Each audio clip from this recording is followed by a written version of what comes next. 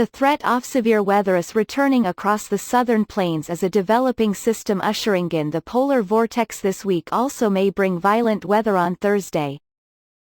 The National Weather Service's NWS Weather Prediction Center said a swath of rain and high-elevation snow across the northern Rockies will quickly expand eastward into the central and southern plains by Thursday afternoon into Friday morning.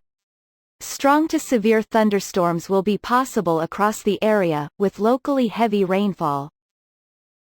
The storms may contain large hail and gusty winds, while the rain may yield some flash flood concerns, according to the NWS.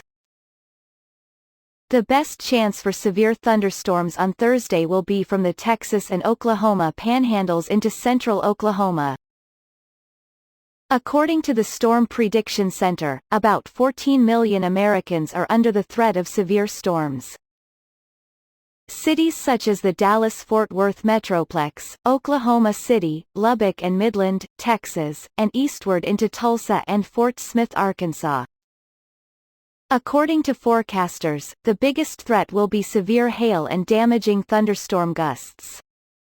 According to the SPC, the greatest threat of storms will be in the late evening and overnight hours. Local gusts near hurricane force may occur, the SPC said. A squall line that develops may move as far southeast as parts of Arkansas and northeast north-central Texas into the overnight hours. Isolated tornado also a possible across the region on Thursday. Tornado season typically peaks in May when more than 250 twisters are reported, on average.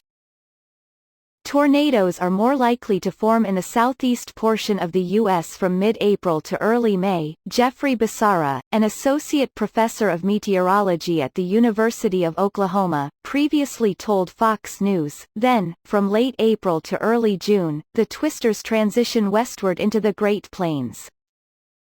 As the season reaches its peak, it's important to know the difference between a tornado watch and a tornado warning, which indicates a tornado could form, or there are weather conditions that are favorable for tornadoes, according to Fox News senior meteorologist Janice Dean. A warning means a tornado already has been spotted. So far, 2020 has been the deadliest year for tornadoes since 2011 after severe weather in the Tennessee and the South.